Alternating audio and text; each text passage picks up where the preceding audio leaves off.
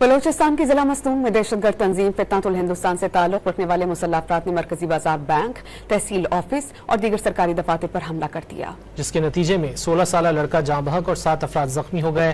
Firing के तबादले में 2 दहशतगर्द हलाक और 3 जख्मी हुए।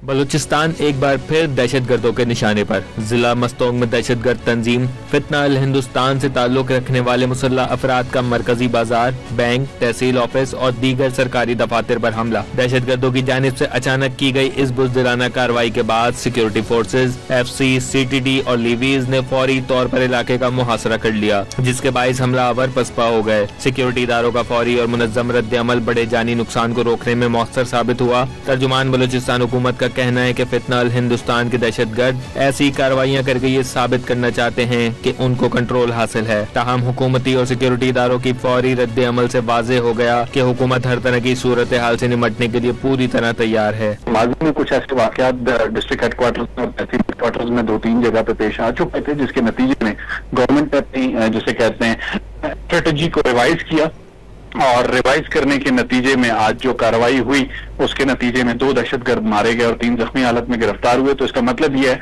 कि गवर्नमेंट मुकम्मल तौर पर उसकी लॉ इन्फोर्समेंट एजेंसी तैयार थी किसी भी ऐसे वाकये की सूरत में जो रिस्पॉन्स ड्यू था सिक्योरिटी फोर्सेज का, वो उसी अंदाज में दिया गया। हमले के बाद क्लियरेंस ऑपरेशन शुरू कर दिया गया है और इलाके को मुकम्मल तौर पर महफूज बनाने की कोशिशें जारी हैं। सिक्योरिटी फोर्सेज ने इंटेलिजेंस की बुनियाद पर कार्रवाई करते हुए दहशतगर्दों के सहूलतकारों की तलाश भी शुरू कर दी है। शहरियों से अपील की गई है कि वो अफवाहों से गुरेज करें और किसी भी मशकूक सरगर्मी की इत्तला मुताल्लिका इदारों को दें।